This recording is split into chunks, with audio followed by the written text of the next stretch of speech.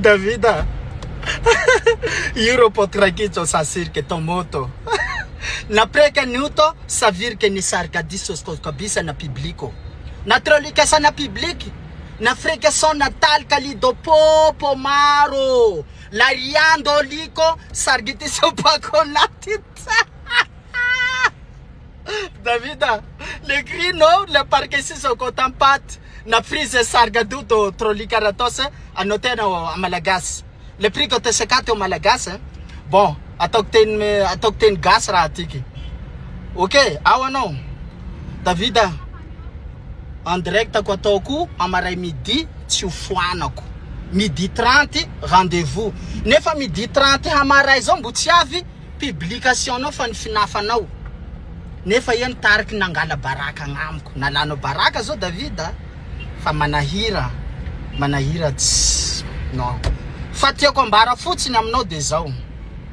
Zao tsy tokony hamaly an'io publication nao satria zao tsy na mialy ampelaky zao koa he. Iapelaky. Azonao ampoloko ndraiky iapelaky zao tsy mialy ampelaky. Fanonana avako vidéo hamara io. Azavako am public nao sy ny am publiko ny raha mandalo am vocal ny publievanao nagnalana baraka ngamko. Azonao? Fa tsy ahaiza koa azy raha igny koa ny finafanao Davida. Le truc rossi par canisatito pranao loro. Tu vois? Azonao tiako ambara zay. Ia tsy lelahy.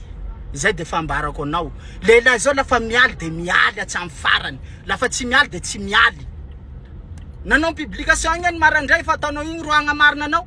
Zao tsy maintsy magnazava eto amaray midi. Mazava? Zao tsy tokony hialy aminao. Zao tsy raha mialy aminao zany Davida. Zao tsy mialy aminao fa azavako fotsiny amaray hoe zao antony vocal tiky nalefako amin'ny andiny tiky de nalefa nandiny amin'ny tina agny. Mazava? Ny public tsy mahay, ny public nao koa tsy mahay de lasa manome tsiny agnamiko. Donc azavako anareo raha io. Nareo am Facebook ato iabiaby. Midi 30 rendez-vous tsika. Fa mahagaga agnamiko. Publication igny ny fina. Le prix toko si côté c'est Manahira. Manahira Klobiso, Cladido Karteki ce côté Manahira Davido. Le crew ya sargadiso kanyomatia Manahira.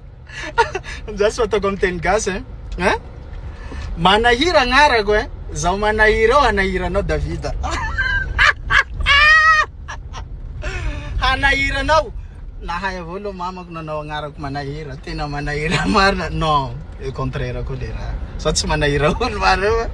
Pourquoi si so kasadiso. Bon, demain rendez-vous demain midi hein, midi 30.